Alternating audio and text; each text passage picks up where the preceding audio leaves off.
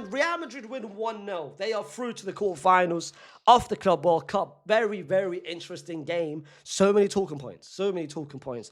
We need to talk about Mbappe coming off the bench. We need to talk about Gonzalo Garcia scoring. And the debate which is now being created, especially after this game. Who should be starting next game? Gonzalo or Mbappe? Gonzalo or Mbappe?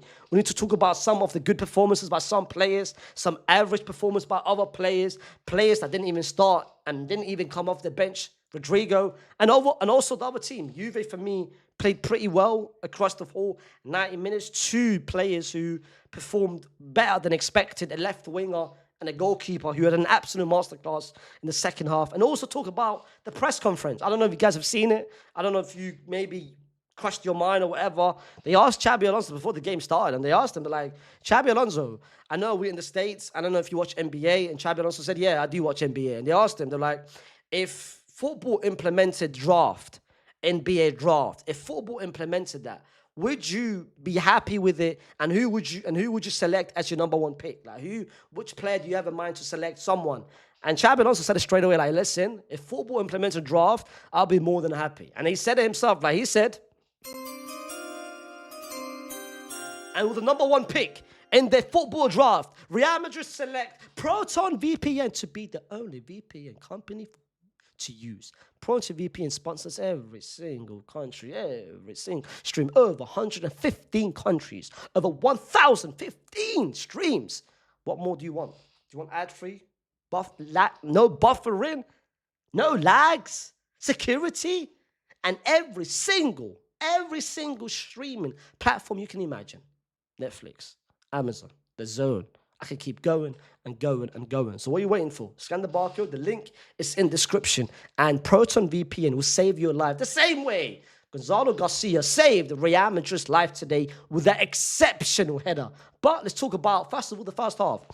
And I can't lie. The first half wasn't really what I was expecting, especially the first 30 minutes. Because the lineup was pretty much the same lineup we played against Salzburg. And the game against Salzburg, you guys all know what happened. You guys all saw what happened. It was absolutely sensational. But this game, it felt like I was watching. I wasn't happy. I wasn't happy with the first 30 minutes. I felt like Juve had more control. I felt like we let Juve have more control. I felt like we let Juve have so much of the ball, which made no sense to me. And we finally woke up in the 30-minute where we created some triangles. I felt like our best chance came from a triangle, from of course, the combination play from Arda to Fede to Jude, which then Jude had a good shot, got saved by the goalkeeper. But I feel like that was the only chance. But the first half, if I had to be honest, the first half, for me, Juve were the better team. They created more, and the difference maker was, of course, Mr. Number 10, the left winger, Karen Yildiz, who was so good in the first half. Such a threat. Whenever he had the ball, he was creating. He was lively on it. He had so much intent with it. He was taking players on. He, of course, created their best chance where Kolomwani missed it. I don't know why, by the way. I don't know why. This is when low IQ strikers comes into play. I don't understand why you would chip it in that position, especially when you've seen the goalkeeper, Thibaut Courtois, he committed. Thibaut committed before he shot. So what he should have done, he should have fake shotted it and maybe gone past the goalkeeper and then empty goal. That would have been 1-0 and the game would have been completely different by then. But he didn't. Thankfully, he missed. And the first half, we needed to be better. The second half, this is when I saw Real Madrid play. This is when I saw Gonzalo Garcia a lot more. Because in the first half, I didn't see Gonzalo Garcia. He was so non-existent. He was so invincible throughout the whole build-up, throughout the whole link-up. I felt like he was going to crowded spaces in our final third. I didn't feel like he was making the right runs. But the second half, he finally started moving around and he finally started to make runs, which creates a separation for other players. And literally, the first 15 minutes of the second half, what a half. Like, we had so many chances. Jude had a chance, which got saved by the goalkeeper. Dean had a shot, which got saved by the goalkeeper. And then out of nowhere, Trent Alexander-Arnold with an absolutely peach of a cross. What a delivery. And then Mr. Gonzalo Garcia, Ronaldo-esque, the jump, the leap, and the timing of it. So many strikers, they get the jump so wrong. They time it so wrong. But what a jump by Gonzalo Garcia. and 1-0 to Real Madrid. And then after that, Mbappe comes off the bench. And I felt like the last 25 minutes, since Mbappe came on, around the 60, 68 minute, I felt like Real Madrid then basically took their foot off the brake and said, you know what? Let's maybe recycle possession. Let's maybe just take a breather, which I understood because I could see everyone was tired. The moment you see Fede Valverde vacate the pitch, you know this Donny is tired. Like, Fede Valverde doesn't go off the pitch for any reason. He needs to have a broken foot for him to go off. You could see he was tired. He was exhausted. At one point, he was barely walking around. Hence the reason why he got taken off. And then, of course, from there, the players didn't want to be there. Like, if you combine the humidity with the weather, it was just bad to see. The last 10 minutes, it was so boring to watch. And Real Madrid didn't really do anything. Vinny had a couple chances, tried to lay up to Mbappe, but Mbappe is now the talking point. Let's talk about Mbappe, and let's talk about Gonzalo Garcia. Because Gonzalo Garcia started, he scored. He's now got 3 goals in 4 games. Mbappe came off the bench, and I can't lie, I wasn't really... For me, his body language showed me a lot. I didn't feel like he wanted to be there. He was unhappy with every time he didn't get the ball. He was annoyed every time he didn't get the ball. I saw him put his hands up in the air. One, you need to understand he just come from an injury. Secondly, we need to understand this is his first game. Thirdly, we need to understand he's coming in a bad condition, bad weather condition. I've seen some people already say, start Gonzalo Garcia next game against either Dortmund or Monterrey. Chill out. I think Xabi has got it in his mind to, all right, Mbappe, you've now got 22, 25 minutes under your belt. I'm going to be starting you next game. That's the mindset, and that's the thinking I think Xabi Alonso have. I think Mbappe will start next game.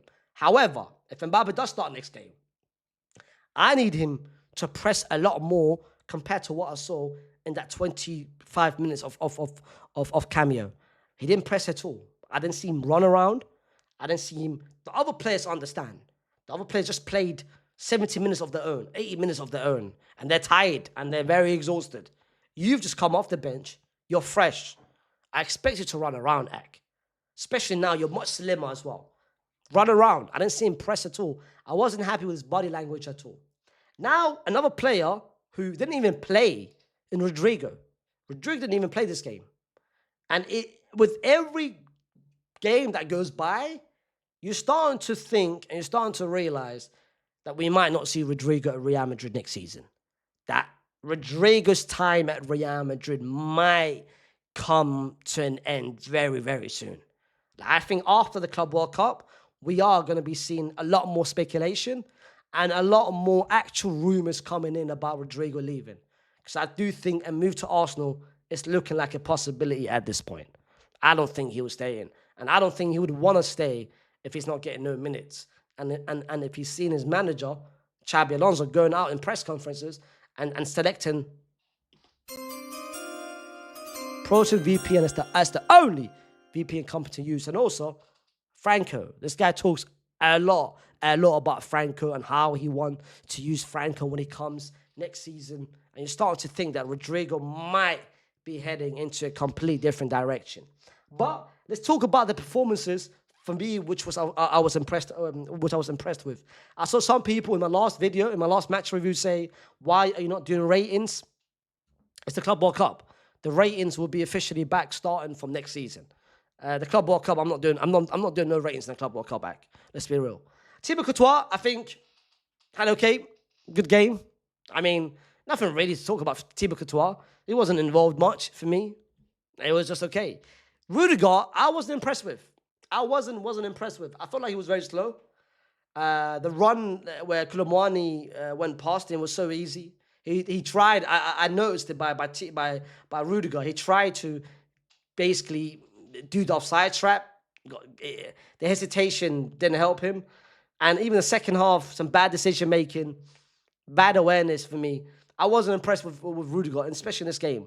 And I saw him play. I saw him press so highly in certain times as well, which is what, of course, Xabi Alonso is asking him to do. But overall, if we take Rudiger out of our three centre-back, he was by far the least performing centre-back. Tchouaméni, for me, was one of our best players.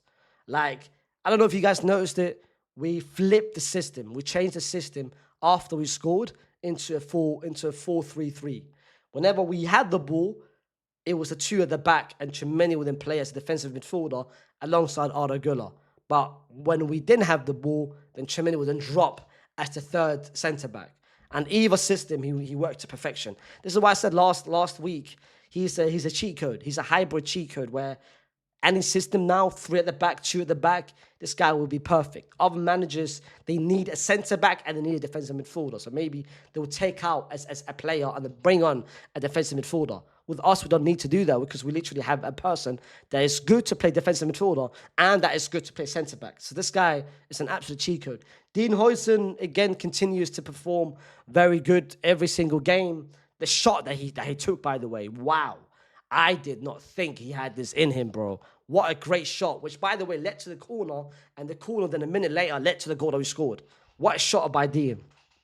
Trent Alexander-Arnold, first half, he wasn't really involved much. I wasn't happy because I felt like in the first half, he was the only one here, and I felt like the first 30 minutes, he never went past his own half. It's the final third. I always saw him literally here, pass it back, pass it back, pass it back. That was an instruction due to Xabi because Xabi told him, you've got Yildiz to defend against. You need to be careful. And then finally in the second half and towards the end of the first half, we saw him a lot more involved in the final third. But I want a lot more players supporting him. We can't just have Trent Alexander-Arnold just go up and down, controlled by himself. We need to have a lot more combination play on the right-hand side, which is what the moment we did it in the first half, with Drew's chance, that was a combination play on the right-hand side. And in the second half, we got a lot more involved on the right-hand side, which got the goal. The cross, by the way, such a cheat code. Such an amazing cross. On the other side, we've got Fran Garcia, who, bruv, his decision-making in the final third pisses me off, man. Like, his decision-making in the final third annoys me so much, bro. This guy can't, whenever he goes to the final third, he loses his brain. He makes one of the most horror decision-making. This is why I keep saying to people, Alvaro Carreras will be a much better improvement when it comes down to the attacking. But another player, which low-key I would love to have there, is someone that Real Madrid has, and he's a midfielder, which I'll mention in a complete different video, because I think a lot of Madrid fans have forgotten all about him. Then the two midfielders, in Fede and Arda Güler, which for me, two standout performances. Fede was all over the pitch. He was shooting. This guy got the Steph Curry literally range, bro. Got the Steph Curry license to shoot anywhere on the pitch. I think he took about 5 to 6 shots, more than we've seen him take in so many games, and expect next season for that to continue. I think Xabi Alonso has told him, whenever you've got space just outside the box, you've got full reign, bro. Full reign, just shoot. I will give you full permission. And he took about 5 to 6 shots. 2 of them led to corners, which is not too bad. Arda Güler, what a player, man. Like, how many more words do we need to talk about this guy? And this is why, with every game that goes by, we're starting to realize the importance of Arda Güler. Like, literally, by the way, I want to make it very clear, he needs to take every single corner. I'm sick and tired, of him not taking corners, and sometimes it's either Trent or sometimes I see Luka Modric taking it, fam. I know Arda was on the pitch, but Luka Modric, it's 2025. We need to drop the gimmick of Luka Modric taking corners. Jude, for me, was one of our best players. What a performance, especially in the second half. His second half display was a lot better than his first half display. I think first half, he was there, but he wasn't there. He wasn't really that involved in certain plays, but the second half, he was all over the pitch. All over the pitch and actually asking, demanding for the ball. Vinny, hit and miss. Hit and miss. He killed, especially the second half, he killed so many attacks. So many attacks. But then, there's moments where he wanted to pass to Mbappe. He could have shot. There was 2 moments in the second half where he could have taken a shot, but he wanted to pass to make that extra pass to Mbappe, which made no sense. And then Gonzalo Garcia, we all know about the goal. We've already spoken about him. For me, our best player, if I have to pick one, our best player for me is between, you know what, I'm going to give you Tchouaméni. I'll give it to Chimeni. I think our best player today was Chimeni. What a player. Jude was good. Fede was good. Arda was good. Trent was good. I'll give it to Chimeni. I think Chimeni deserves a lot of flowers and a lot of praise. And for me, I'll give Chimeni as our best player. In terms of Juve, because I'm not gonna not talk about them. The two for me players that stood out massively was Kieran Yildiz, who is an absolute X factor, absolute danger man. Whenever he gets the ball, you can tell something is about to happen. And Di Gregorio. Did I watch Di Gregorio? Did I watch Buffon in there, fam? Buffon act. Mini Buffon. What a player, bro. Crazy display. We should have, bro, how many saves did he make? He made 10 saves, bro. Bro, 2.37 XG, 1.37 XG prevented, fam. What a display by Di Gregorio. But other than that, listen, Real Madrid win, which is the most important thing. We now head to the quarterfinal where we either play Dortmund or Monterrey. Either we are going to see Job or Sergio Ramos. Put down in the comments what you guys made of the game. Don't forget to like the video, subscribe to the channel if you're new to the channel. And I'll see you tomorrow as the La Liga schedule for next season is out. And I'll be reacting to it tomorrow. Peace.